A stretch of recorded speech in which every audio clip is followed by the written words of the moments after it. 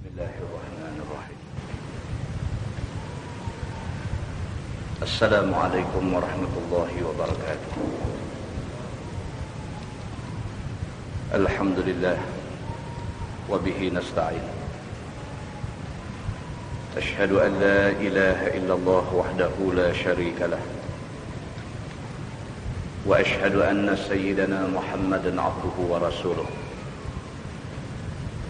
ونصلي ونسلم على هذا النبي الكريم سيد المرسلين وعلى آله وصحبه أجمعين أما بعد أيها المؤمنون اتقوا الله أوصيكم وإياي بتقوى الله فقد فاز المتقون. Muslimin dan muslimat, mudah-mudahan dirahmati Allah Subhanahu wa taala. Di dalam sebuah hadis riwayat daripada Anas radhiyallahu anhu, kata dia, marra an-nabiy sallallahu alaihi wasallam ala imra'atin tabki 'inda qabr. Faqala an-nabiy sallallahu alaihi wasallam, ittaqillaha wasbiri. Faqalat, ilaika anni, fa innaka lam tusab bi musibati wa lam ta'rifhu. Faqila laha, innahu an-nabiy sallallahu alaihi wasallam. Fa'atat bab an-nabiy sallallahu alaihi wasallam. فأتت باب النبي صلى الله عليه وسلم فلم تجد عنده بوابين فقالت لم أعرفك فقال النبي صلى الله عليه وسلم إنما الصبر عند الصدمة الأولى أو كما قال. Hadis muttafaqun alaih.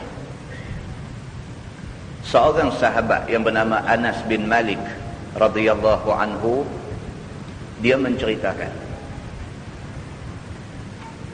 kata dia, Nabi sallallahu alaihi wasallam berjalan di satu jalan. Nabi jumpa satu orang perempuan, yang perempuan ini sedang menangis di atas kubur. Nabi berjalan lalu kubur, Nabi nampak ada satu perempuan duduk teriak atas kubur. Faqala Nabi sallallahu alaihi wasallam, Nabi kata ke dia, Nabi kata, ittaqillaha wasbiri. Nabi kata, bertakwalah pada Allah, takutlah pada Tuhan dan bersabarlah. Nabi tak tahu dia ni pasal apa, dia duduk atas kubur, dia duduk teriak. Nabi lalu dekat dia, Nabi bagi nasihat dekat dia. Nabi kata, ittaqillah, takutlah pada Tuhan. Wasbiri, dan hendaklah kamu banyak-banyak sabar. Bila Nabi SAW kata macam tu, perempuan tu jawab ke Nabi. Dia kata, ilaika anni. Dia kata, hampir jajah, tak usah duduk main sini. Ni perempuan yang duduk menangis atas kubur, yang Nabi tegur dia ni, dia kata dekat Nabi, ilaika anni. Dia kata hampir, dia kata tak usah duduk main, duduk sini, pergi jajah. Begitu. Fa innaka lam tusab bi musibati wa lam ta'rifhu. Dia kata, hang tak kena macam yang aku kena. Yang hang tahu mai doa abang kata sabar, ni aku kena. Musibah ni kena dekat aku, tak kena kat hang. Hang mai duk suruh aku sabar. Hang tak tahu macam mana diri aku menanggung musibah ni.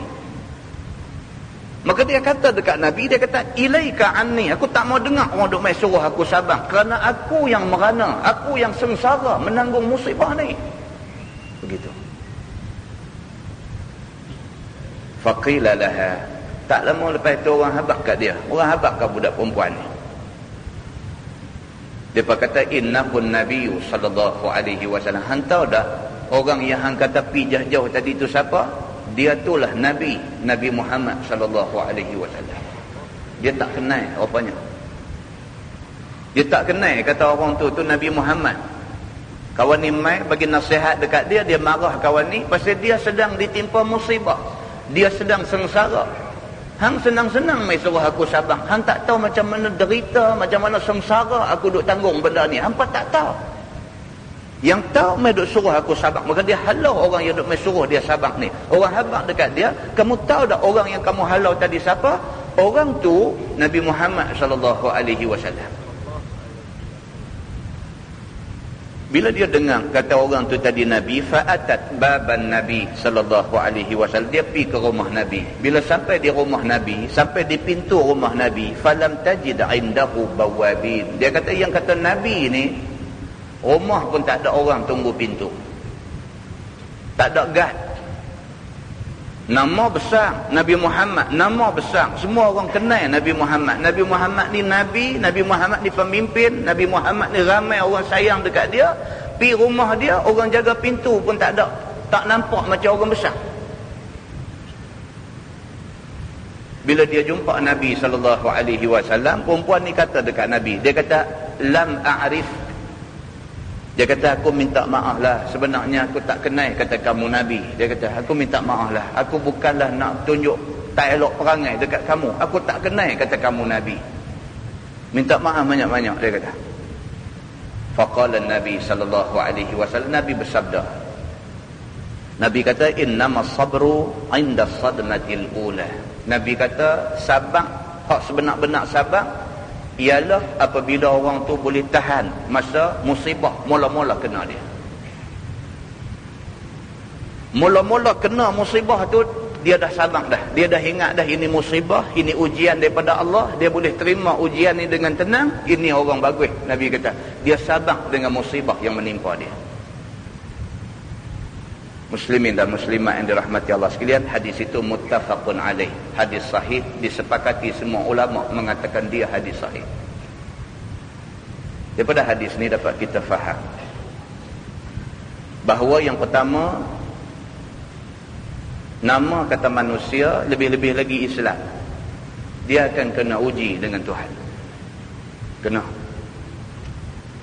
Lagi besar perjuangan, lagi besar ujian. Kena. Dan ujian dia main dalam macam-macam bentuk. Kadang-kadang dia main dalam bentuk kena penjara. Kadang-kadang dia main dalam bentuk ugutan. Kadang-kadang dia main macam-macam. Diri yang kena, diri yang menanggung sahaja yang tahu.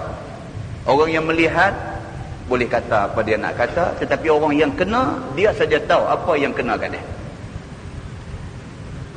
Yang kedua, hanya orang yang kena ujian yang tahu betapa sakitnya kadang-kadang bila ujian mai ke dia. Sakit. Yang kadang-kadang orang tengok kok jauh, orang tak nampak sakit tu, tapi dia sendiri tahu macam mana sakitnya ujian yang kena ke dia. Dan kadang-kadang orang yang kena uji sakit ni tak boleh cerita ke orang. Tak boleh cerita. Dia boleh cerita sikit, tapi banyak lagi dia tak boleh nak cerita ke orang. Kalau dia cerita, lagi besar ujian nanti mai kat dia. Yang ketiga, daripada hadis itu dapat kita faham bahawa bila kena uji, kita kena banyak sabar. Bila kena uji, sabar kena kuat. Allah Subhanahu wa taala berfirman dalam surah Ali Imran ayat 200, A'udzubillahi minasyaitonir rajim, ya ayyuhalladzina amanu isbiru wasabiru. Sadaqallahul azim. Maksud dia, Allah berfirman, wahai orang-orang yang beriman, isbiru, bersabarlah, wasabiru, dan cukupkanlah kesabaran itu. Bersabarlah. Dah sabar saja tak lagi. Tuhan kata wasabiru, bagi mantap kesabaran itu. Kalau tak boleh tahan, tuan-tuan, berhenti ya, tak mengajar dah masjid. Kalau tak boleh tahan, berhenti ya. Duduk di rumah orang pun tak kacau kita. Tak ada siapa nak pakai kita, tak ada siapa nak guna kita, tak ada siapa nak buat apa kat kita. Pasal apa? Pasal dia ni bukan siapa-siapa, duduk di rumah aja. Siapa tahu tak kacau dia. Macam ada benda nak abang tapi tak terbih bagi habis, begitu. Muslimin dan muslimat yang dirahmati Allah sekalian. Dan ujian ni Allah sebut dalam ayat 155 suratul Baqarah. A'udzubillahi minasyaitonir rajim. وَلَنَبْلُوَنَّكُمْ بِشَيْءٍ مِّنَ الْخَوْفِ وَالْجُوعِ وَنَقْصٍ مِّنَ الْأَمْوَالِ وَالْأَنفُسِ وَالثَّمَرَاتِ وَبَشِّرِ الصَّابِرِينَ. Sadaqallahul azim. Maksud dia, Allah berfirman, dan kami akan uji kamu sikit. Tuhan kata bisyai maksud sikit, syai. Tuhan kata walanabluwannakum bisyai'in minal khauf, kami akan uji kamu dengan sikit ketakutan. Kamu mungkin kena ugut, kamu mungkin kena gertak, kamu mungkin sikit. Tuhan kata kamu akan diuji dengan sikit ketakutan. Wal ju', kamu akan diuji dengan sikit kelaparan. Wa naqsin minal amwali wal anfusi wath thamarat, dan kamu akan diuji dengan sedikit kekurangan harta benda, kamu akan diuji dengan sedikit jiwa, kamu akan diuji dengan sedikit buah-buahan dan sebagainya. Kalau dia orang yang buat tanam-tanaman, Allah test dia dengan buah-buahan tak menjadi dan sebagainya. Ini ujian Allah. Ikut dia siapa? Kalau dia orang menyaga, Allah test dia dengan kerugian dalam perniagaan. Kalau Allah test dia, kalau dia tak ada apa, dia cuma seorang ibu, seorang bapa, Allah test dia dengan kesakitan, penyakit yang Allah bagi dekat anak dia. Allah akan uji manusia dengan macam-macam bentuk ujian. Wa basyiris sabirin. Tuhan kata, tapi bagilah berita gembira kepada orang yang sabar. Bagi berita gembira kepada orang-orang yang sabar. Kalau dia sabar, Allah Subhanahu wa taala akan bagi dekat dia khabar baik di hari akhirat nanti. Muslimin dan muslimat yang dirahmati Allah sekalian. Imam kita, Imam mazhab Syafi'i. Imam kita iaitu Imam Syafi'i, imam kepada mazhab kita, mazhab Syafi'i. Imam Syafi'i bukan kecil anak. Kalau tuan-tuan baca sejarah Imam Syafi'i ni, dia ni dua-dua, mak dia, pak dia, dua-dua keturunan Nabi sallallahu alaihi wasallam. Belah pak pun pi sangkut dengan Nabi, belah mak pun pi sangkut dengan Nabi. Dia dua-dua belah mak, belah ayah, dua-dua sangkut dengan Nabi sallallahu alaihi wasallam. Lahir pada hari Imam Hanafi wafat. Imam Hanafi mati hari itulah lahir Imam Syafi'i. 9 tahun sudah hafaz Al-Quran, 30 juzuk hafaz, ingat dan boleh buat terbit hukum daripada Quran. Umur 9 tahun. 10 tahun hafaz kitab yang ditulis oleh Imam Malik, kitab Muwatta. Umur 10 tahun hafaz siap. Word by word yang ada dalam kitab Imam Malik itu dihafaz oleh Imam Syafi'i. Umur 15 tahun pihak berkuasa Madinah memberi kuasa kepada dia untuk keluar fatwa untuk diguna pakai oleh semua orang yang ada di Madinah. Umur 15 tahun sudah boleh keluar fatwa di Madinah. Seorang ulama yang begitu punya hebat, yang begitu punya berilmu, yang begitu banyak sumbangan untuk agama, untuk Islam dan sebagainya, dituduh dia ni pro Syiah. Imam Syafi'i, ujian dekat dia ni, dia dituduh satu orang yang pro Syiah. Dengan kerana tu dia ditangkap dan dipenjarakan. Imam-imam mazhab semua kena penjara. Dia ditangkap dan dipenjarakan. Kemudian daripada penjara Yaman, dia kena penjara di Yaman. Daripada Yaman nak bawa pergi dekat Khalifah Harun al-Rashid di Baghdad tu, dalam keadaan tangan dirantai dan kaki dirantai, disuruh berjalan redah padang pasir 2 bulan perjalanan baru sampai di Baghdad. Ni hak kita senang-senang duk sebut Imam Syafi'i, Imam Syafi'i. Tahukah kita apa yang dilalui oleh Imam Syafi'i? Semata-mata kerana tuduhan. Orang tuduh kata dia pro Syiah, dia ditangkap, dia dipenjarakan, dia rantai tangan dan kaki, dan ketika nak dibicarakan, dia dibawa daripada Yaman, tempat dia dipenjarakan, dibawa dalam keadaan berjalan kaki, redah padang pasir 2 bulan perjalanan sampai di Baghdad. Menghadap khalifah yang memerintah kerajaan Bani Abbasiyah pada masa itu. Khalifah tu Khalifah Harun al-Rashid. Bila sampai di depan khalifah, tiap-tiap orang ulama yang ada pada masa itu yang dituduh pro Syiah dipanggil seorang-seorang masuk jumpa khalifah. Khalifah sendiri interview mereka ni, nak membuktikan kamu betul pro Syiah ke ataupun tohmahan orang saja dekat kamu. Masuk tanya. Yang mana fail, pancung lah tu juga. Tuan kena baca sejarah, tuan. Bila baca sejarah, baru kita tahu ini laluan rupanya yang terpaksa dilalui oleh ulama-ulama besar ni. Bila sampai giliran Imam Syafi'i masuk sampai di depan khalifah, dia bagi salam dekat khalifah. Dia kata, "Assalamu alayka ya Amiral Mu'minin wa barakatuh." Tang mana tak kenal salam dia? Dia bagi salam dekat Harun Ar-Rashid, dia kata, "Assalamu alayka ya Amiral Mu'minin wa barakatuh." Dia kata. Dia tak sebut wa rahmatullah. Sepatutnya dia kata, "Assalamu alayka ya Amiral Mu'minin wa rahmatullahi wa barakatuh." Sepatutnya lagu tu dia tak sebut wa rahmatullah. Dia kata dekat Harun Ar-Rashid yang nak membicarakan kes dia, dia kata, "Assalamu alayka ya Amiral Mu'minin wa barakatuh." Bila dia bagi salam lagu tu, Harun Ar-Rashid jawab. Dia kata, "Wa alaikasalam wa rahmatullahi wa barakatuh." Dia jawab penuh macam tu. Terus dia tanya Imam Syafi'i. Dia kata, "Wahai Imam," dia kata, "kenapa kamu bagi salam tidak mengikut cara sunnah? Pasal apa hang bagi salam tadi? Assalamu alayka ya Amiral Mu'minin wa barakatuh." Pasal apa langkah wa rahmatullah? Pasal apa kamu bagi salam tadi tidak mengikut cara sunnah, tak ikut cara Nabi punya bagi salam? Pasal apa? Imam Syafi'i ni cerdik. Dia jawab dekat Khalifah Harun Ar-Rashid. Dia kata, "Aku tidak sebut wa rahmatullah kerana aku tahu rahmat Allah sudah sedia ada dalam hati kamu."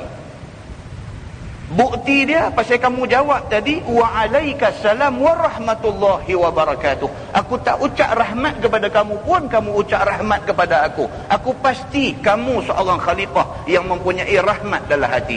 Aku tak sebut pun tak apa dah, benda tu ada dalam diri kamu. Dia kata. Dia cerdik. Jack lah, yang tu dalam bahasa Allah orang kata Jack. Imam Syafi'i Jack Khalifah Harun Ar-Rashid dalam keadaan dia dah tengok dah kawan-kawan dia putih tengkok ramai dah, dia Jack Khalifah. Harun Ar-Rashid bila dengar macam tu rasa lembut hati. Siapa tak syok kena Jack? Yang tak syok ni kalau orang duk hantam kita, kan, dia boleh main masjid lambat. Kalau orang Jack, okey. Harun Ar-Rashid, bila Imam Syafi'i, satu imam yang terkenal dari segi ilmunya, dari segi waraknya, dari segi tawaduknya, dari segala segi, tiba-tiba dia angkat khalifah macam tu. Dia angkat Khalifah Harun Ar-Rashid ni. Dia kata, "Rahmat sudah ada dalam hati kamu." Bukti dia, walaupun aku tak ucap wa rahmatullah, kamu ucap dekat aku. Aku yakin kamu khalifah yang mempunyai rahmat dalam hati. Bila dia dengar macam tu, dia syok. Terus dia tanya Imam Syafi'i. Dia kata, "Boleh tak kamu bersihkan diri kamu daripada tohmahan?" Dia kata, "Kamu dituduh sebagai orang yang menyokong Syiah. Jelaskan kepada aku." Imam Syafi'i terus baca ayat Quran. Dia kata, Allah berfirman dalam Quran, "A'udzubillahi minasyaitanirrajim. Ya ayyuhalladzina amanu in ja'akum fasiqun binaba'in fatabayyanu an tusibu qauman bijahalah fatusbihu ala ma fa'altum nadimin." Sadaqallahul azim.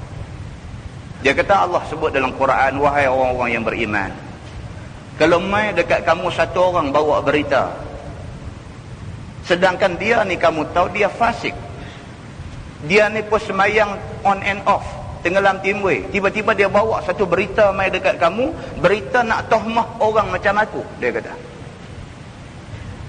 Fatabayyanu, Tuhan kata cek dulu berita yang dia ni bawa.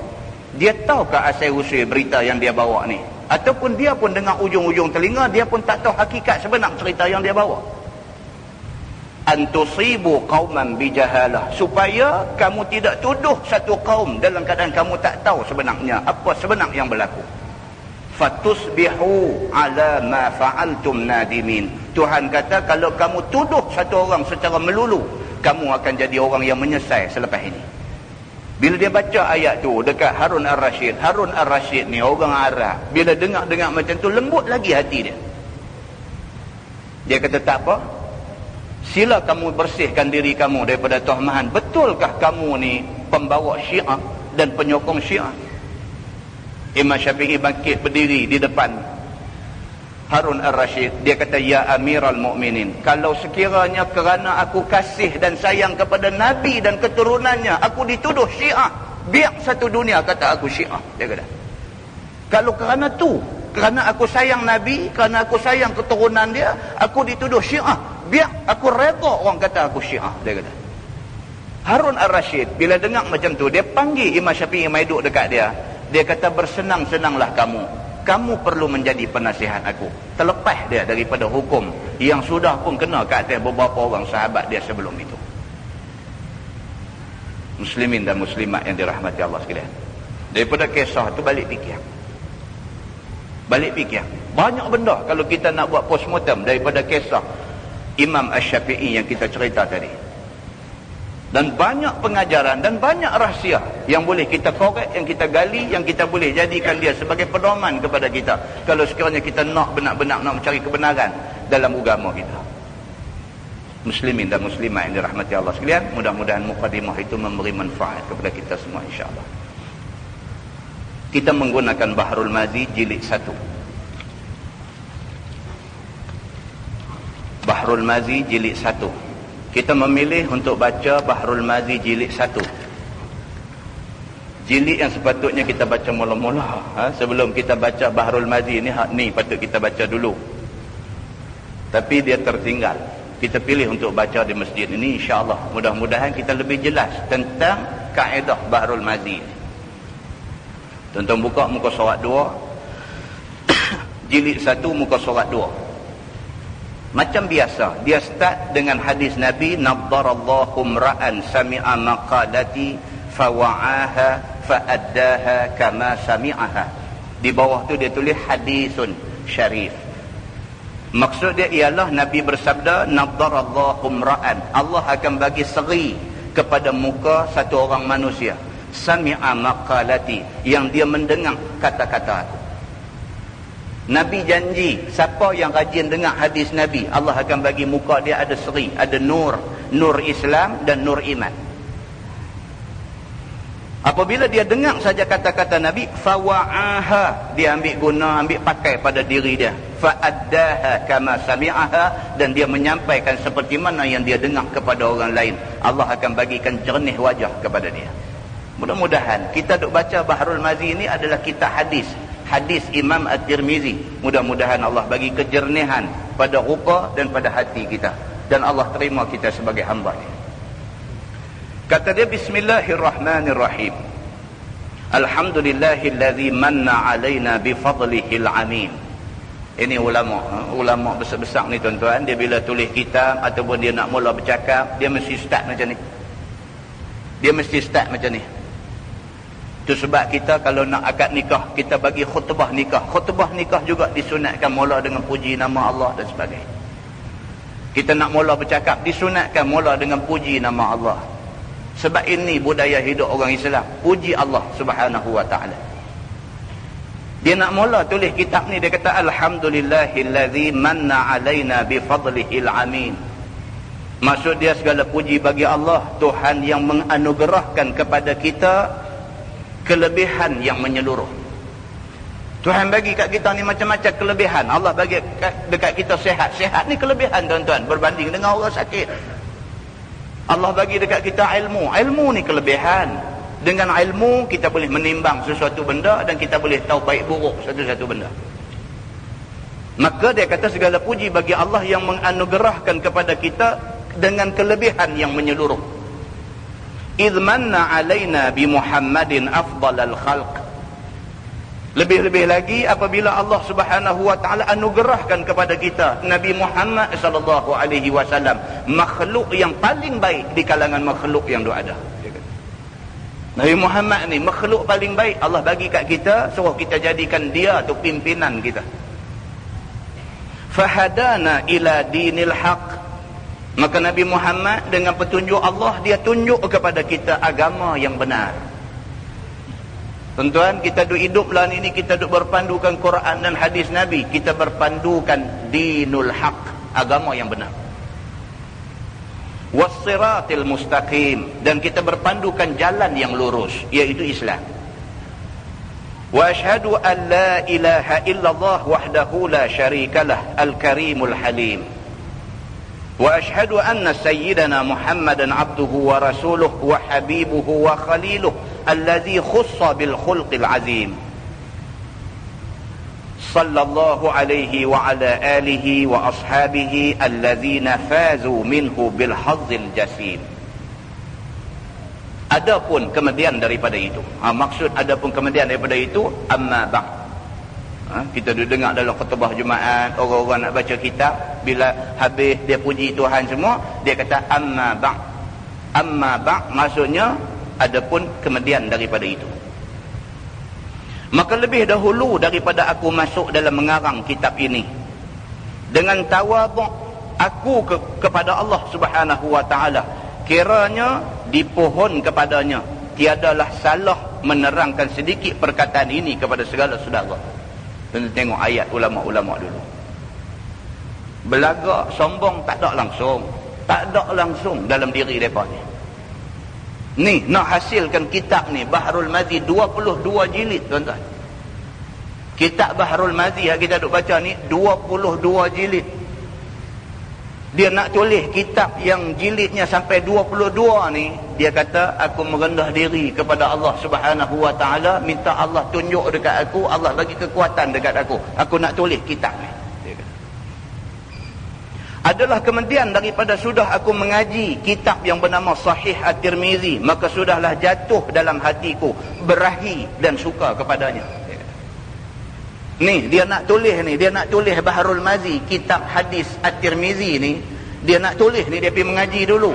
Dia mengaji hadis-hadis At-Tirmizi ni, mengaji daripada tok guru dia dulu.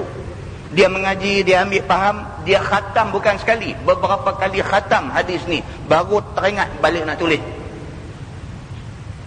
Pasal apa? Dia kata pasal aku rasa tertarik dengan hadis-hadis riwayat At-Tirmizi ni. Aku rasa tertarik, dia kata, untuk nak tulis benda ni. Tertarik itu dia kata oleh kerana aturan dan kenyataannya pada segala hukum syariah Nabi kita Muhammad sallallahu alaihi wasallam. Dia kata tengok hadis-hadis Imam At-Tirmizi ni teratuk cantik, dia mengikut syariat Nabi Muhammad sallallahu alaihi wasallam. Dengan kerana beribu-ribu bab dan ahadis serta diikutnya tiap-tiap hadis keterangan imam-imam mazhab, lebih daripada mazhab 4 yang ma'ruf, dia kata. Bila baca hadis Tirmizi ni dia hurai. Macam kita duk baca tu lah. Dia hurai. Apa kata Imam Syafi'i, apa kata Imam Hanafi. Kadang-kadang dia buat main mazhab yang tak popular. Seperti Ats-Tsauri. Kita biasa jumpa. Alif Lam Tha Waw Ra Ya. Ats-Tsauri. Ats-Tsauri satu mazhab. Tapi mazhab kecil. Dia kata dia boleh karang macam tu. Kitab ni dia kata merujuk kepada mazhab yang 4, ditambah lagi mazhab-mazhab lain yang tidak popular. Dia kata nak terang tentang hadis At-Tirmizi ni. Maka jangan bicara lagi pada sanad hadis itu. Bukan main lagi diperhalusnya. Dia kata kalau tengok dari segi sanad, dari segi jalan nak terima hadis, diteliti habis-habisan. Bila dia nak kata hadis ni hadis sahih, dia cek habis dah. Dia cek habis dah. Siapa yang periwayat hadis ni matan dia macam mana, cek habis dah. Dah pasti dah memang hadis, baru dia letak hadis ini hadis sahih, dia kata. Tuan-tuan, ulama dulu buat kerja keras, siang malam buat kerja ni, nak himpun hadis-hadis ni, nak bagi mai kat kita. Kita hanya disuruh baca aja hadis-hadis ni dan ambil faham apa maksud dia. Dan lain daripadanya, daripada beberapa ilmu dalam kitab At-Tirmizi ni, dia kata bukan hadis sahaja, bahkan ilmu tafsir. Hak kita baca di masjid ni dah khatam hari tu ni, tafsir. Kelebihan surah Yasin, kelebihan suratul Kahfi, kelebihan ayat kursi dan sebagainya, itu cerita tentang tafsir. Dan dalam kitab ni juga ada cerita tentang fiqh. Kita duk baca apa kata mazhab Syafi'i dalam soal kucub Hajarul Aswad misalnya, itu cerita tentang fiqh. Satu kitab yang merangkumi macam-macam bidang. Ni yang kata kitab Bahrul Mazi, hadis At-Tirmizi ni.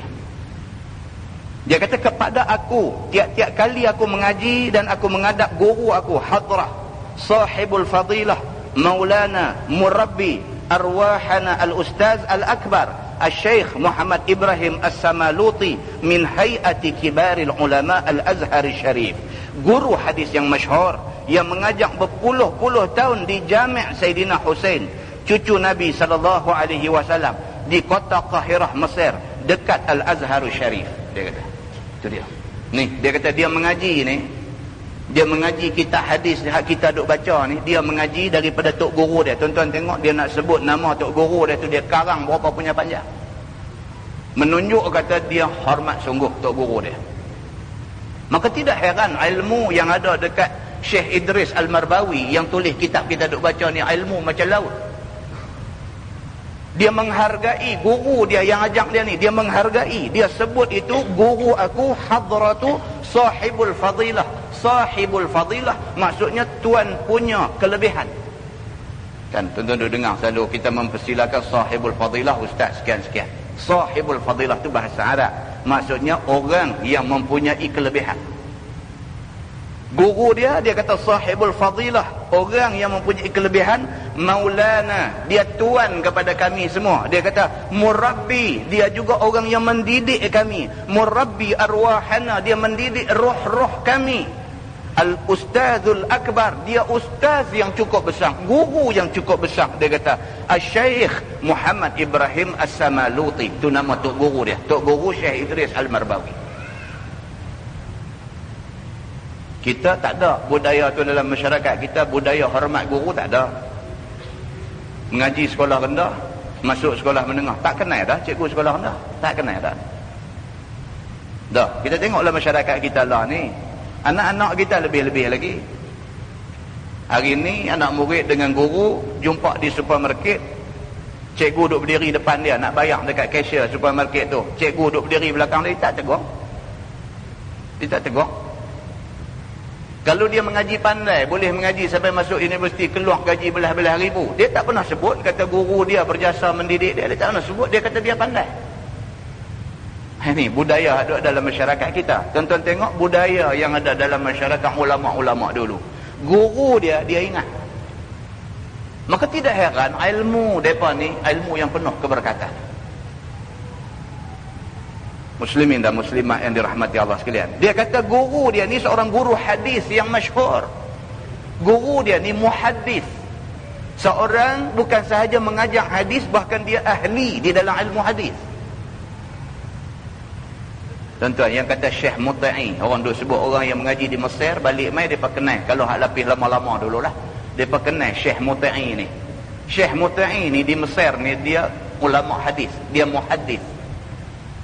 Kalau dia nak baca satu hadis, dia sebut ni, dia sebut rawi hadis ni, kalau ada berapa orang, 7 orang, 10 orang, dia sebut nama seorang-seorang ni, dia ingat, dia tak baca buku ni, dia ingat hadis ni siapa yang riwayat. Kalau 7 orang nama dia sebut, dan tiap-tiap nama yang dia sebut tu dia tahu depa ni siapa, depa ni beranak bila, depa ni orang macam mana, dia tahu satu-satu.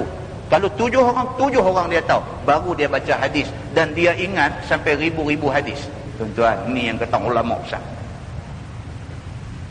Syekh Muta'i ni dia nak sebut nama-nama perawi hadis ni, dia sebut nama tu, nak sebut nama tu ayat mata duk keluar ni. Dia duk sebut nama tu ayat mata dia keluar. Pasal apa? Pasal dia sebut nama depa ni, dia kenal depa ni, kenal dari segi ilmu, dia kenal depa ni. Ayat mata keluar. Dia menghargai ilmu orang-orang ni.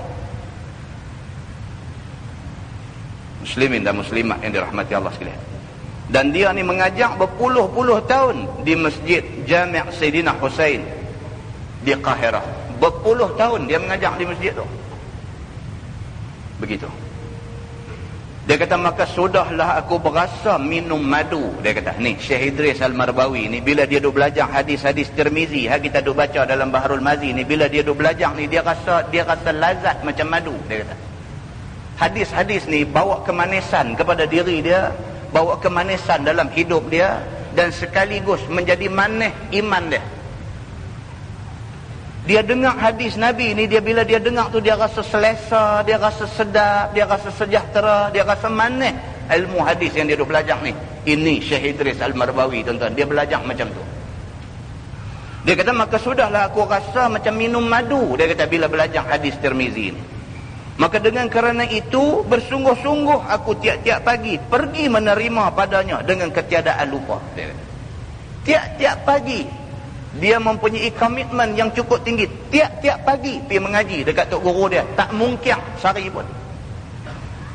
Duk tunggu aja, duk tunggu cerah esok aja nak pergi mengaji, duk tunggu cerah esok nak pergi mengaji. Tiap-tiap pagi dia kata aku pergi mengaji hadis Tirmizi daripada tok guru aku ni. Iaitu kemudian daripada khatam mengaji Sahih Muslim kepadanya dengan beberapa banyak ulama yang mendapat syahadah tinggi dan rendah dan berapa ratus murid Al-Azhar. Dia kata. Sebelum dia belajar Sahih Tirmizi ni, dia dah belajar dah kitab Sahih Muslim daripada tok guru tu juga. Belajar sampai khatam dah. Lepas tu belajar Sahih Tirmizi pula. Dia belajar satu-satu hadis ni. Dia cukup faham tentang ilmu hadis. Ini Syekh Idris Al-Marbawi. Orang Malaysia tuan-tuan. Orang Malaysia. Ni baru boleh kita kata Malaysia boleh. Ini baru boleh kata Malaysia boleh macam ni. Muslimin dan muslimat yang dirahmati Allah sekalian. Kemudian manakala aku pulang ke rumah, maka tiadalah lagi berpaling, melainkan aku jalankan batang kalam aku di pipi sahifah-sahifah sebagaimana yang aku ingat dan aku faham daripadanya. Dia kata bila aku pergi mengaji, aku balik ni, aku catat balik apa yang aku mengaji tadi, aku tulis di atas kertas banyak-banyak. Dia kata ini cara nak ingat. Kita main mengaji, kita ada kitab satu cara nak bagi kuat ingat apa yang kita mengaji. Kita main mengaji, kita ada buku sikit duk catat apa-apa yang penting. Ini kata cara nak kuat ingat. Kita main mengaji bawa kaset rakam. Ini cara nak kuat ingat. Kalau apa pun tak ada, main duk dengar saja, bukan tak ingat, tapi cepat lupa. Jadi macam tu. Muslimin dan muslimat yang dirahmati Allah sekalian. Dia kata berikut dengan sedikit-sedikit perkataan Imam Asy-Syafi'i di dalam Al-Um, dan perkataan Imam Nawawi dalam Syarah Muslim, dan perkataan Al-Qistallani dan Ibnul Arabi dan lain-lainnya. Bila aku duk karang balik ni kitab ni, dia kata aku ambil sikit daripada Imam Syafi'i, aku ambil sikit daripada kitab Imam Nawawi, aku ambil sikit daripada Qistallani, aku ambil sikit daripada Ibnu Arabi. Tu hak kita duk baca tu. Kita jumpa kadang-kadang dan berkata Ibnu Arabi dan berkata Asy-Syafi'i, dan ini atas inisiatif, atas daya usaha Syekh Idris Al-Marbawi. Dia perkejap lagi nak bagi kat kita ilmu ni. Dia nak bagi kat kita. Muslimin dan muslimat yang dirahmati Allah sekalian.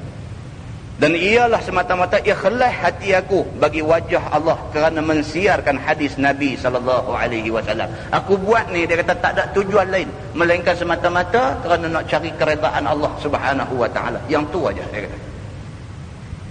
Tuan-tuan tahu, dia bukan dapat royalty ni. Sekupang pun dia tak dapat. Kitab hak orang duk ulang cetak sampai kembang tulisan ni, dia tak dapat royalty sekupang pun. Dia harap Allah aja bayang kat dia royalty. Saya dah cerita dah dulu. Dia buat satu lagi kamus Arab Melayu. Kamus Al-Marbawi dia panggil. Dia buat kamus Al-Marbawi. Sampai hari ni tak ada satu orang yang pandai bahasa Arab boleh buat kamus lebih baik daripada kamus Al-Marbawi ni. Tak ada seorang pun yang boleh buat lebih baik pada tu. Ada satu syarikat pergi jumpa dia masa dia duduk di Mesir dulu, sebelum dia balik mai ke Malaysia. Satu syarikat pergi jumpa dia di Mesir, minta izin mereka nak modernize kitab Kamus Al-Marbawi ni, sebab dia bahasa dia macam bahasa Baharul Mazi ni lah, bahasa lama sikit. Mereka minta nak modernkan sikit bahasa Melayu yang ada di dalam Kamus Al-Marbawi ni. Mereka pergi jumpa dia, mereka minta izin. Mereka nak modify, nak modernize bahasa tu. Dia hambat mereka balik lah tu juga. Dia kata kalau mu pandai, dia kata mu balik buat kamus sendiri. Dia kata jangan duk pindah hak dia buat. Ini ulama dulu tuan-tuan. Dia buat bukan kerana nak cari keuntungan atas dunia. Tiba-tiba mai satu orang nak pergi nak modernize kitab dia dan sebagainya. Tak kasat lagi hampa pindah-pindah pergi lari maksud daripada maksud yang dia nak bubuh sebenarnya. Dia tak mahu macam tu. Kalau mu pandai, dia kata mu pergi buat sendiri. Ini yang kata Syekh Idris Al-Marbawi. Dia kata dan meninggikan kalimatullahi hiyal ulia. Dia kata aku buat kitab ni kerana semata-mata niat aku nak supaya kalimah Allah ni tinggi di atas muka bumi Allah. Kerana tu dia kata. Yakni dia kata kepada segala saudaraku yang tidak tahu bahasa Arab. Dia kata kitab ni semua dalam bahasa Arab. Dia pergi belajar dekat guru Arab, mengaji dalam bahasa Arab, dia balik mai dia alih dalam bahasa Melayu. Ni hak kita duk baca lah ni, dia alih mai ke bahasa Melayu. Dia tulis dalam bahasa Melayu. Dia kata tujuan dia satu aja, supaya orang hak tak faham Arab boleh baca khazanah ilmu Islam ni. Baca, dan supaya dengan itu kalimah Allah tinggi di atas muka bumi. Tu pun tak baca. Tak baca. Muslimin dan muslimat yang dirahmati Allah sekalian.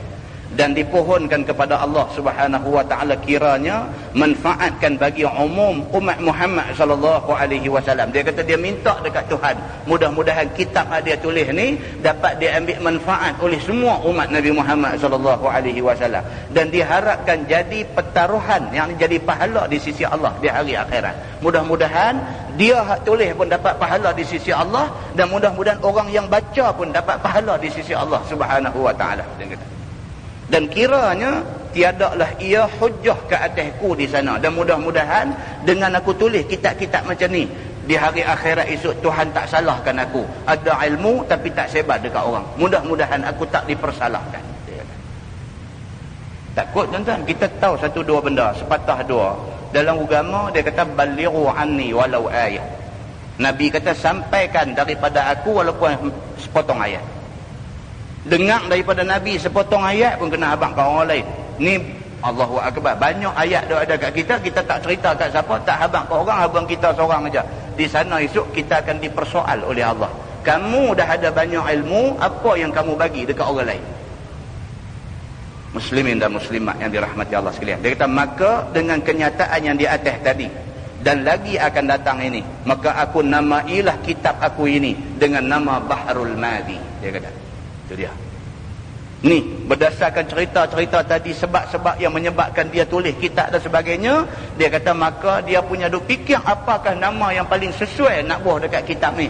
Dia kata dia nampak Bahrul Madi itu paling sesuai.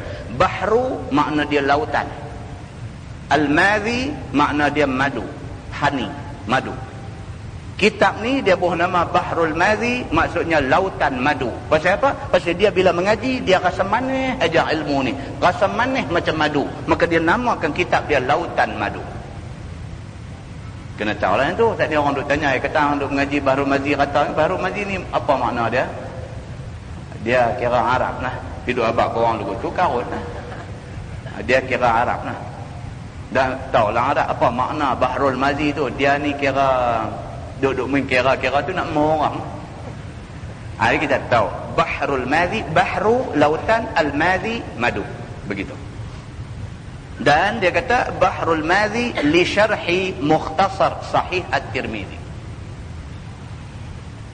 Fa as'alullah al-karim ay yu'inani ala takmil hadzal kitab wa an yuwaffiqani ila tariqis shawab. وهو حسبي ونعم الوكيل ولا حول ولا قوة إلا بالله العلي العظيم. Tu dia nak start kita. Dia kata fa as'alullahal karim, aku minta kepada Allah Tuhan yang maha mulia, an yu'inani ala takmil hadzal kitab, agar Allah tolong aku, dia kata, untuk aku sempurnakan penulisan kitab ini. Wa an yuwaffiqani ila tariqis shawab, dan mudah-mudahan Allah taufik, Allah tunjukkan kepada aku jalan yang membawa kebaikan. Wa huwa hasbi wa ni'mal wakil, dan dialah Tuhan yang cukup segala nikmat yang dia bagi dekat kita semua. Cukup Tuhan bagi kat kita. Wala haula wala quwata illa billahil aliyil azim, begitu. Kemudian dia tulis di situ Muhammad Idris Al-Marbawi. Kita baca sikit. Dia kata tujuan dan kaedah kitab ini. Ni, kalau kita nak baca ni, dia ada kaedah dia. Ketahuilah saudaraku, tiadalah aku terjemahkan kitab Sahih At-Tirmizi itu pada sanadnya. Bahkan telah aku tinggalkan titihannya dan juga bahasnya sama sekali, kerana menuntut ringkas pada matannya. Dia kata kitab Sahih Tirmizi ni dia tak akan bincang dari segi rawi-rawi ni siapa dia ni macam mana, macam tak. Dia tak akan bincang, dia tak akan fokuskan ke situ. Setengah kitab hadis dia bincang. Bila kata an Abi Hurairah, dia cerita Abu Hurairah ni siapa, dia ni beranak di mana, dia masuk Islam bila, pasal apa dia dipanggil Abu Hurairah. Itu dia panggil perbahasan tentang sanad dan rawi. Maka Syekh Idris Al-Marbawi kata hak tu aku tak mau baca, yang tu hamba baca di lain. Kitab Sahih At-Tirmizi ni, Bahrul Madi ni, dia kata kita nak fokus pada matan. Matan maksudnya konten hadis tu. Apa Nabi kata, kita nak tengok apa Nabi kata dan kenapa Nabi suruh buat begitu. Kita nak fokus di situ. Dan aku terjemah kepala-kepala babnya sebagaimana letaknya. Ni, kepala bab tu macam kita duk jumpa itu, bab pada menyatakan hadis bicara niat. Bab majaa, yang tu. Tu semua tu dia kata macam mana hak asal, macam tu aku buh dalam kitab hak Jawi. Aku ikut sebiji, dia kata. Adapun jalannya ataupun aturannya daripada bab-babnya tidaklah aku ubah. Aku ikut macam mana dalam kitab asal juga. Dia kata aku ikut satu-satu. Hanya terkadang aku turut dan terkadang dengan beberapa keterangan dan masalah aku tambah. Cuma kadang-kadang ada benda yang aku adjust sikit. Ada benda yang aku tambah. Pasal kitab tu sesuai dengan orang Arab, dengan budaya Arab. Contoh-contoh kalau dia bawa contoh hak berlaku di negeri Arab, maka aku ubah. Aku bawa contoh yang sesuai dengan orang Melayu di tanah Melayu. Begitu. Itu ada sikit pindaan dia kata. Maka sebelum menyebutkan hadis, aku terangkan sedikit maudhu' yang ni bicaranya. Lah ni dia kata sebelum kita tengok hadis yang akan nak mai sekejap lagi, dia kata aku nak terang beberapa benda dulu.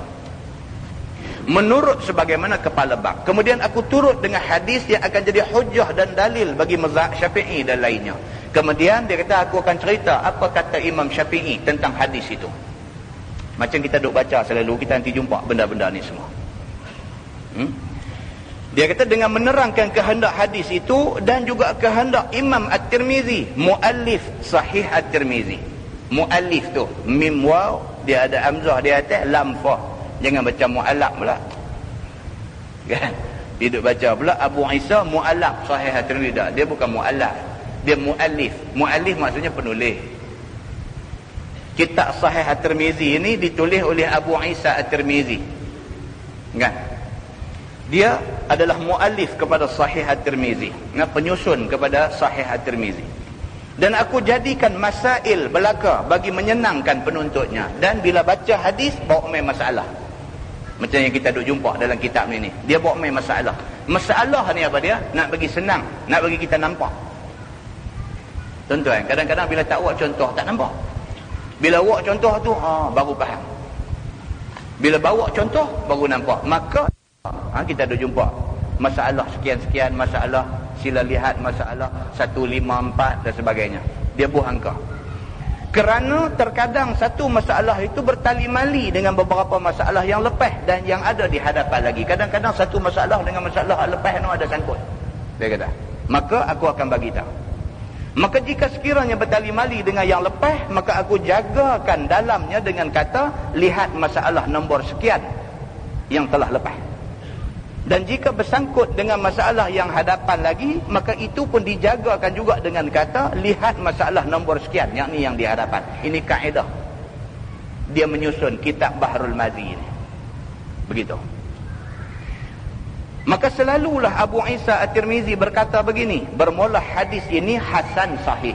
Kita dah jumpa kan, bila baca hadis, dia beritahu makna dia, dia kata bermula ini hadis hasan lagi sahih. Dia kata, apa maksud benda tu?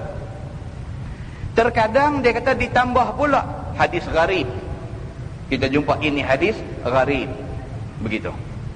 Dan terkadang-kadang dikurangkannya dan sebagainya. Maka jaga-jaga. Dalam kitab ini dia kata tiada diberi makna kalamnya ini lagi, melainkan hendaklah ambil ingat daripada awal akan makna 2-3 kalimah itu.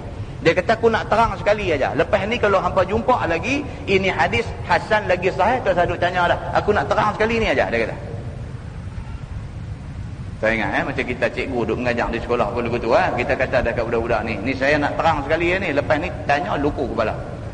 Macam tu pula. Kan kalau tak pesan begitu, sat lagi tanya pula, makan kepala ikan banyak sangat, dia lupa. Jadi geretak awal-awal dah, ni saya nak habaq sekali ni aja, lepas ni jangan duk tanya lah. Macam tu. Maka dia ni pun dia pakai kaedah tu juga. Dia kata ni, cerita hadis hasan, hadis sahih, hadis gharib, aku nak habaq ni, di sini aja aku akan habaq, lepas ni aku akan sebut aja hadis hasan sahih. Apa makna tak usah tanya dah masa tu. Tengok balik kitab hak mula baca ni. Begitu. Baik, muka surat sebelah. Dia kata masalah. Baik, yang dikatakan hadis hasan itu apa dia? Apakah maksud Abu Isa At-Tirmizi apabila dia berkata hadis itu hadis hasan? Wahai saudaraku, bermula maksud Abu Isa At-Tirmizi berkata hadis itu hadis hasan ialah berkhabarkan hadis itu tiada ada pada sanadnya ditohmahkan dengan bohong dan tiada syaz. Dia kata, bila kita baca hadis, dia kata ini hadis hasan. Hasan maksudnya hadis tu hadis yang baik, tidak ada tohmahan pada hadis tu. Maknanya hadis tu hadis yang boleh diterima pakai. Itu maksud dia. Dan diriwayatkan hadis itu dengan beberapa wajah. Dia kata min ghairi wajhin. Maksudnya ada riwayat lain lagi. Hadis yang sama diriwayatkan oleh orang lain. Begitu. Demikianlah maksud Abu Isa At-Tirmizi berkhabarkan hasan padanya dan di akhir kitabnya itu. Bila jumpa dia kata ini hadis hasan. Maksudnya ini hadis baik. Tidak ada tohmahan yang tak elok pada dia dan dia hadis yang boleh dipakai. Itu maksud dia. Adapun pengenalan hadis hasan pada setengah ahlul ilmi ialah barang yang diketahuikan dengan mengeluarkan dan telah masyhur rijalnya. Seperti hadis orang-orang Basrah dikeluarkan daripada Qatadah. Ayat ni di sisi setengah ulama. Kan? Bila sebut kata hadis itu hadis yang hasan, maksudnya orang tahu dah hadis ni siapa periwayat dia, tahu dah. Bila sebut kata hadis tu hadis riwayat daripada Qatadah, orang tahu dah hadis ni berpunca daripada tempat yang bernama Basrah. Ataupun dia kata hadis ni daripada Basrah, sebut Basrah, tahu dah Basrah, periwayat yang terkenal di situ ialah Qatadah. Begitu. Dan hadis orang-orang Kufah dikeluarkan oleh Abi Ishaq, dan hadis ulama Madinah dikeluarkan oleh Ibn Shihab, dan hadis ulama Makkah dikeluarkan oleh Atha. Itu nama-nama tu. Sebut nama ni orang tahu dah. Kalau Atha, ini Mekah punya ulama. Kalau sebut kata Ibn Shihab, tahu dah yang ni daripada ulama Madinah. Tahu dah dia kata. Maka apabila kita tahu hadis tu hadis hasan, hadis yang diketahui siapa orang yang meriwayatkan dia. Begitu. Maka atasnya lah peredaran hadis. Dan sesungguhnya telah membanyakkan daripadanya oleh Abu Daud dan At-Tirmizi. Itu cerita tentang hadis hasan. Jadi mudah fahamnya begini tuan-tuan. Bila kita baca hadis, kita jumpa dia kata ini hadis hasan. Kita faham bahawa ini hadis baik dan boleh dipakai. Begitu aja. Baik. Masalah dia kata hadis sahih. Apa maksud Abu Isa apabila dia kata demikian itu? Kata Imam Nawawi, bermula mengenal sahih itu ialah barang yang ada hubungan sanadnya dengan udul. Udul maksudnya adil. Ulama hadis dianggap seorang yang adil kalau sekiranya dia sentiasa memelihara maruah dia. Dia memelihara maruah dia. Dia satu orang yang cukup menjaga soal-soal hukum hakam ni, telahlah dia jaga. Soal adab sopan dan semua dia ni satu orang yang cukup jaga. Satu orang yang cukup thiqah. Thiqah maksudnya dipercayai. Sampai orang tak pernah tengok ubun-ubun kepala, tak pernah tengok. Kecuali apabila dia buat haji, buat umrah, dia adalah ihram aja, masa tu aja orang boleh tengok remeh dia. Waktu lain sentiasa ada kepiah. Yang tu menunjuk kata dia ni satu orang yang thiqah, yang adil, satu orang yang amat dipercayai. Begitu. Baik, lagi dia seorang yang dhabitin. Dhabit maksudnya kuat ingatan. Tak pernah lupa. Kalau orang habaq kata, orang habaq kat dia kata saya nak pergi Mekah 2 hari bulan 2 tahun 2002. Dia ingat lah. Dia tak pergi duk buat latah 3 hari bulan 3 tahun 3003. Itu lambat lagi lah. Dia tak latah dah. Orang kata 2 hari bulan 2 tahun 2002. Dia tak silap lah. Dia tak kata 22 hari bulan 2. Tak. Dia akan ingat 2 hari bulan 2 tahun 2002.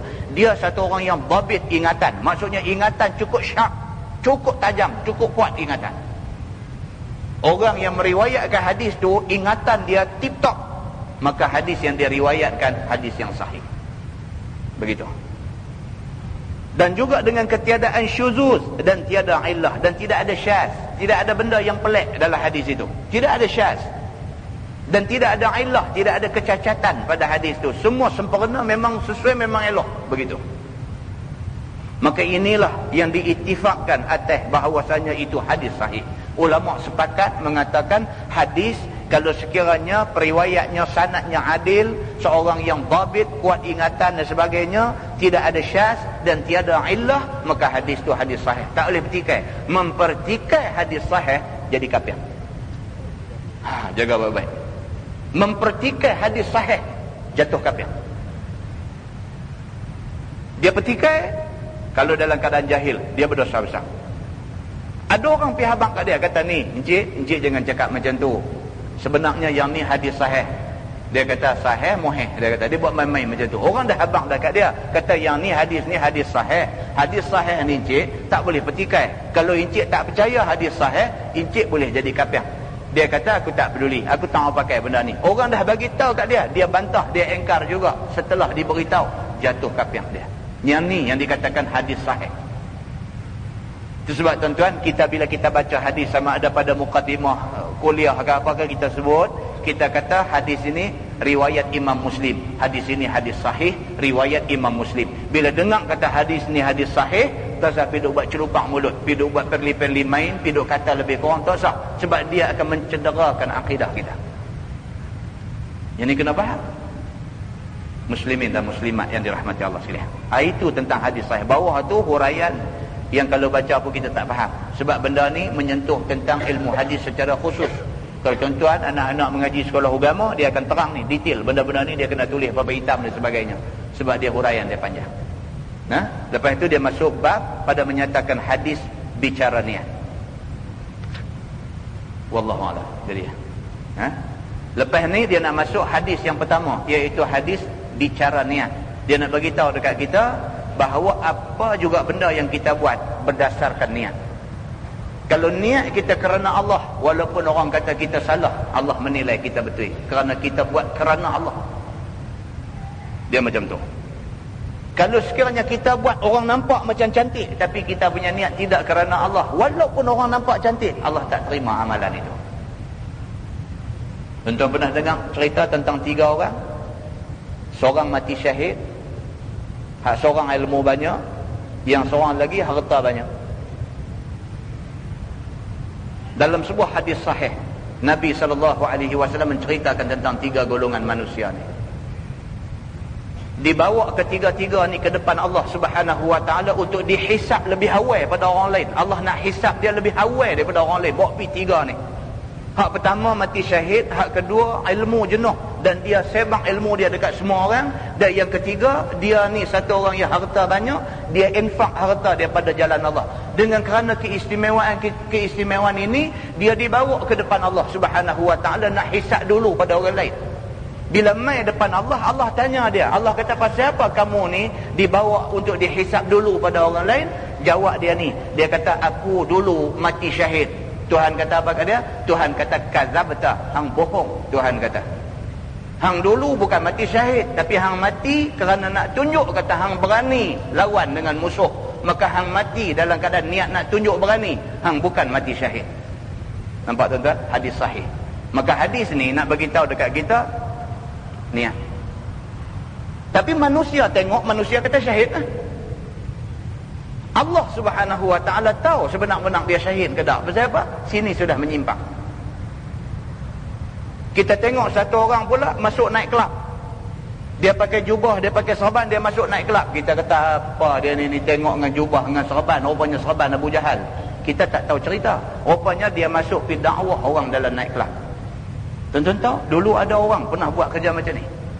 Masuk dalam naik kelab tu, dia bukan masuk nak pergi minum arak, dia bukan masuk nak pergi menyanyi, dia masuk pergi, dia nak bagi malu ni orang-orang hak minum arak, orang apa ni, dia masuk pergi, dia bagi risalah agama dekat depa. Puak-puak ni mabuk-mabuk tengok pun ni siapa main ni, dia kata ambil, tak apalah, sekejap lagi hilang mabuk, baca. Dia bagi, dia keluar. Allah menilai dia, kalau dia buat tu ikhlas kerana Allah, walaupun mata tengok dia masuk, mata-mata semua pakat kata dia ni tak betul, tetapi Allah tahu dia buat tu kerja-kerja yang betul. Muslimin dan muslimat yang dirahmati Allah sekalian. Bab ni kita baca, insya-Allah kita baca bulan depan. Bila kita baca bab ni, tuan-tuan, dia tembak hati kita ni. Dia tembak hati kita. Pasal apa? Dia akan suruh kita tanya diri kita sendiri, hak kita dah buat ni ikhlas ke tak? Maka ini tajuk pertama, dia kata bab yang menyatakan hadis yang membicarakan tentang soal niat. Wallahu a'lam. Kita sambung sikit lagi. Saya terlupa muka surat 5, tuan-tuan, muka surat 5. Muka surat 5, dia kata di situ masalah gharib yang tu. Minta maaf saya tak nampak yang tu. Masalah hadis gharib, dia buat dalam bracket itu gharib. Dia kata apa maksud Abu Isa apabila dia kata hadis itu hadis gharib. Tuan-tuan, kita dah baca Bahrul Mazi di banyak tempat dan kita biasa jumpa hadis tu last sekali dia kata dan ini hadis gharib. Dia kata apa maksud gharib? Wahai saudaraku, adalah maksud Abu Isa apabila dia berkata hadis itu gharib, ialah menunjukkan bahawasanya tiada diriwayatkan hadis itu melainkan daripada jalan yang satu. Satu aja hadis. Tuan-tuan, dia macam ni. Kadang-kadang satu bab ada 20 riwayat. Contohnya bab perintah angkat tangan ketika berdoa. Hadis yang kata apabila doa angkat tangan. Kan? Hadis yang nak cerita kata apabila berdoa disuruh angkat tangan ni ada 20 macam riwayat. Yang riwayat ni semua kata-kata tak sama, tetapi maksud dia sama. Maksud dia nak suruh bila doa angkat tangan. Ada 20 riwayat. Baik, yang dikatakan hadis gharib ni, dia satu je, satu riwayat je yang cerita tentang benda tu. Satu riwayat saja. Maka apabila tak ada orang lain yang meriwayatkan benda yang macam tu, maka hak riwayat satu tu dipanggil gharib. Gharib dalam bahasa Inggerisnya dia kata odd. O-D-D, odd. Bukan ODC. Odd. Maksudnya pelik lah. Tak ada siapa yang riwayat macam dia ni riwayat. Dia seorang aja riwayat macam tu, maka dia hadis yang dia riwayat dinamakan hadis gharib. Begitu. Baik, dia kata itu dan terkadang-kadang diriwayatkan daripada beberapa jalan, maka dia gharibkan dia apabila datang dia daripada jalan yang menunggal daripada orang lain. Seorang dia ya, tunggal dia seorang aja riwayat hadis yang macam tu. Orang lain tak ada. Maka hadis yang dia seorang riwayat itu dinamakan hadis itu hadis gharib. Dan hadis gharib boleh diguna untuk beramal. Dia bukan buang. Yang nak kena teliti ni hadis da'if. Hadis da'if nak kena teliti. Dia hanya boleh digunakan dalam fadailul a'mal, dalam benda-benda yang melibatkan fadail a'mal. Kan? Dia tidak boleh diguna untuk buat hujah.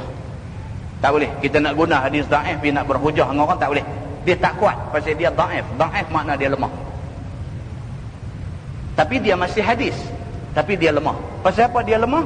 Pasal tadi ni, masalah perawi dia bila dicek-cek didapati dia dari segi adil dia kurang. Bila cek-cek dia ni didapati dari segi dhabit, dari segi ingatan dia kadang ingat kadang lupa. Dia ni bila dicek-cek dia ni ada banyak illah, ada banyak kecacatan pada hadis dia. Hadis yang dia riwayat dengan hak orang lain riwayat nampak bercanggah. Bila cek-cek lagi ada 4-5 lagi riwayat sama macam kawan tu, hak dia punya tak ada siapa sokong, maka ada kecacatan pada riwayat dia. Maka akhirnya hadis ni dia turun martabat, dia jadi hadis dhaif. Boleh diguna untuk beramal pasal dia hadis, tetapi tak boleh diguna untuk berhujah. Berat sikit tuan-tuan, ni tajuk mustalah hadis ni jarang orang mengajar di masjid, dia berat sikit. Tapi begitu penilaian dia. Dan satu lagi dia panggil maudhu'. Maudhu' maksudnya reka-reka. Yang ni bukan hadis. Yang ni saja aja ada siapa kapi duk reka hadis ni wak mai kat kita, dia duk kata benda ni hadis. Bila disemak-semak, disiasat-siasat, dicek-cek, tak ada pun hadis tu dalam mana-mana kitab hadis, tak ada. Buka Sahih Bukhari tak ada, buka Sahih Muslim tak ada, buka At-Tirmizi tak ada, buka Abu Daud tak ada, buka Ibnu Majah tak ada, buka An-Nasai tak ada pun hadis ni, tapi orang duk kata hadis. Contohnya apa? Hak duk cerita tentang fadilat bulan Ramadan. Malam satu siapa semayang tarawih malam pertama, pahala dia macam ni. Siapa semayang tarawih malam kedua, pahala dia macam ni. Tempek rata masjid, keluar dalam televisyen dan sebagainya, kata hak tu hadis. Sedangkan ulama hadis mengatakan itu bukan hadis. Maka dia duduk dalam kumpulan maudhu', iaitu satu cerita yang direka-reka. Yang tu kita tak boleh pegang. Kita boleh pegang kata yang ni hadis. Walaupun semayang tarawih ni satu benda yang disuruh, dia satu amalan yang baik, tapi kalau sampai nak suruh orang sampai pergi duk tipu karang hadis tak boleh. Yang tu salah. Ni tuan-tuan, bila kita mengaji bab hadis ni baru kita jumpa benda-benda ni semua, baru kita jumpa. Dan ada banyak lagi contoh hadis. Kalau tuan-tuan nak dapatkan lebih jelas, kedai buku ada banyak jual lah ni. Dia tulis itu himpunan hadis-hadis palsu. Himpunan hadis-hadis palsu. Dan dia dah bahagi dah. Hadis palsu tentang bab semayang ada satu kumpulan. Hadis palsu tentang bab ambil ayat semayang dia ada satu. Yang tu semua adalah benda-benda yang sebenarnya bukan hadis, tetapi didakwa sebagai hadis. Tuan-tuan boleh dapat di kedai buku Harfa ada, kedai banyak kedai ada. Cari himpunan hadis-hadis palsu. Bila kita baca tu ada yang kita akan terjumpa, oh yang ni rupanya bukan hadis. Ini macam tu. Muslimin dan muslimat yang dirahmati Allah sekalian, lagi sekali saya minta maaf tak nampak tajuk gharib tadi. Lepas ni kita akan masuk tajuk bab pada menyatakan hadis bicara niat. Wallahu a'lam.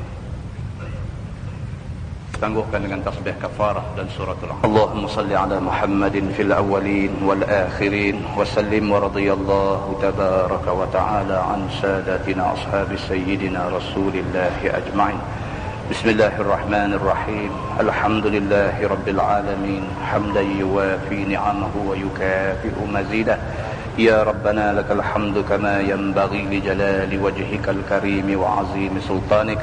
رضينا بالله ربا وبالإسلام دينا وبمحمد نبيا ورسولا اللهم افتح علينا فتوح العارفين وارزقنا فهم النبيين بجاه خاتم المرسلين اللهم فقهنا في الدين وعلمنا التأويل واهدنا صراطك المستقيم اللهم أرنا الحق حقا وارزقنا اتباعه وأرنا الباطل باطلا وارزقنا اجتنابه اللهم اجعل جمعنا جمعا مرحوما وتفرقنا من بعده تفرقا معصوما وصلى الله على محمد وعلى آله وصحبه وسلم والحمد لله رب العالمين. السلام عليكم.